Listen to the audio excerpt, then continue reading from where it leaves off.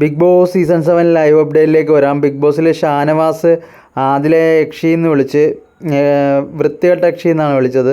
അങ്ങനെ വിളിക്കാൻ കാരണമൊന്നുമില്ലെങ്കിൽ ഷാനവാസ് അങ്ങനെ വിളിക്കാതിരിക്കത്തില്ലല്ലോ, എന്തെങ്കിലും കാരണം വേണ്ടേ. ആദിലെ നൂറൊക്കെ ആയിട്ട് ഷാനവാസ് നല്ല സൗഹൃദത്തിൽ പോയിക്കൊണ്ടിരുന്നതായിരുന്നു. പെട്ടെന്ന് ഇങ്ങനെ വിളിച്ചതിന് പിന്നിൽ കാരണമുണ്ട്. വേറൊന്നുമല്ല, നമ്മുടെ റിയാസുമായിട്ട് ചേർന്നിട്ട് ആദില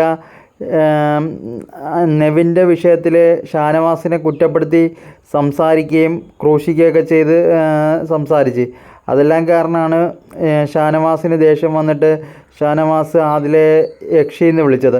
ഇതിപ്പോൾ ഒരു സിനിമയിൽ ഗസറ്റഡ് യക്ഷി എന്ന് വിളിച്ച പോലെയുണ്ട്. എന്താണേലും യക്ഷി എന്നാണ് വിളിച്ചിരിക്കുന്നത്.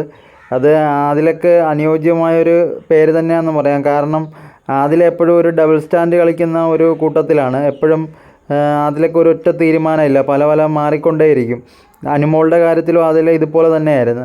അതുപോലെ ഇപ്പോൾ ഷാനവാസിൻ്റെ കേസിലും ഇങ്ങനെ തന്നെ വന്നപ്പം ഷാനവാസ് വിളിച്ച എന്തായാലും നല്ല പേരാണ്.